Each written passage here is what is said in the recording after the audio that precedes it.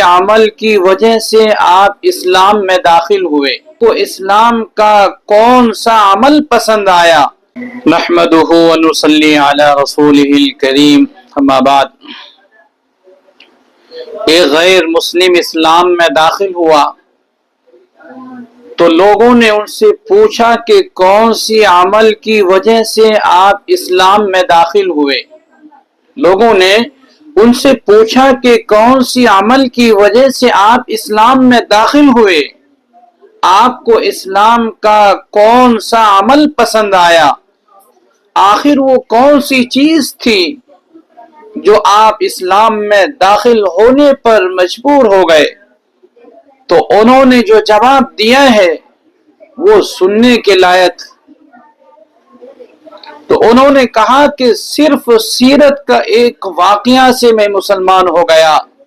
وہ واقعہ یہ ہے، ایک روز پیارے آقا محمد رسول اللہ صلی اللہ علیہ وسلم اپنی مجلس میں بیٹھے ہوئے تھے، مجلس لگی ہوئی تھی، محفل لگی ہوئی تھی، صحابہ آپ کے ارد گرد بیٹھے تھے۔ ایک شخص آیا اور آ کر یہ عرض کیا، اے اللہ کے رسول، میرا بچہ گم ہو گیا ہے۔ اے اللہ کے رسول، میرا بچہ گم ہو گیا ہے۔ اے اللہ کے رسول، آپ دعا فرما دیں کہ میرا بچہ مل جائے۔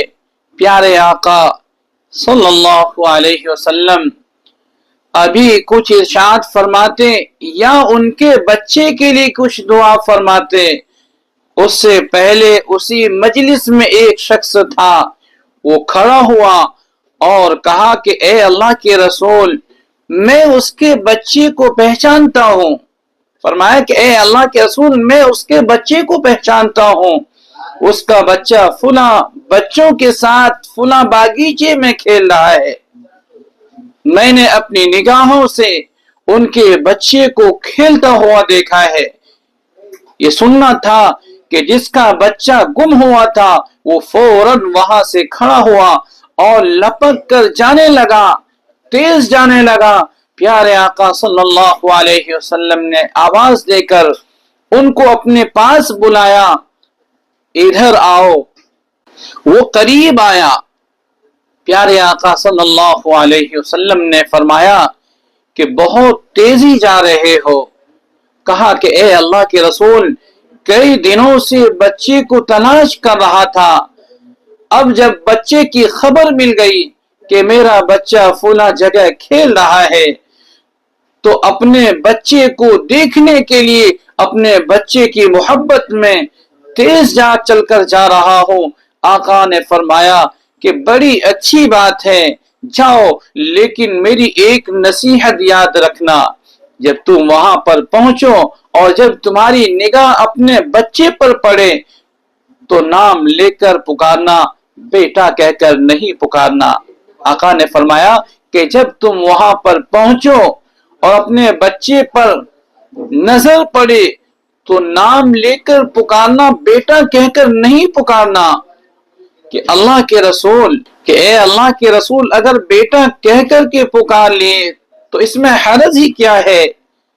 فرمایا کہ سنو، تمہارا بچہ جن بچوں کے ساتھ کھیل رہا ہے، یقیناً جب تم اپنے بچے کو دیکھو گے، کئی دنوں سے تم نے بچے کو دیکھا نہیں ہے، تم بچے کو دیکھو گے، بڑی محبت کا بول تمہاری زبان سے نکلے گا، بیٹا بیٹا کہہ کر جب اپنے بچوں کو پکارو گے، ہو سکتا ہے تمہارے بچے کے ساتھ جو بچے کھیل رہے ہیں اس میں کوئی ایسا بچہ بھی ہو جس کا باپ نہیں ہے۔ جب تم اسے پیار سے بیٹا کہو گے تو اسے اپنے باپ کی یاد آ جائے گی کہ کاش کہ میرا بھی باپ ہوتا تو وہ بھی مجھے بیٹا کہہ کر پکارتا۔ اس لیے تم بیٹا کہہ کر انہیں نہیں پکارنا تاکہ اس یتیم بچے کے دل کے اوپر آ نہ پڑے، اس یتیم بچے کے دل پر اس بات کا خیال نہ آ جائے، اس یتیم بچے کے دل پہ اپنے باپ کی یاد نہ آ جائے۔ اس لیے تم اس یتیم بچے کے سامنے اپنے بیٹے کو بیٹا نہیں बल्कि आवाज नाम लेकर पुकारना, बेटा कहकर नहीं पुकारना। वो गैर मुस्लिम कहता है कि जिस मजहब ने इतना ख्याल किया है कि यतीम के सामने अपने बेटे को बेटा कहने से मना किया, यतीम के सामने अपने बेटे को प्यार करने से मना किया, बेवा के सामने अपनी बीवी से प्यार करने से मना किया, वो मजहब कितना अजीम है, वो मजहब कितना अजीम है, वो कैसा होगा। इसी वाक़े को सुनकर मैं ईमान में दाखिल हो गया।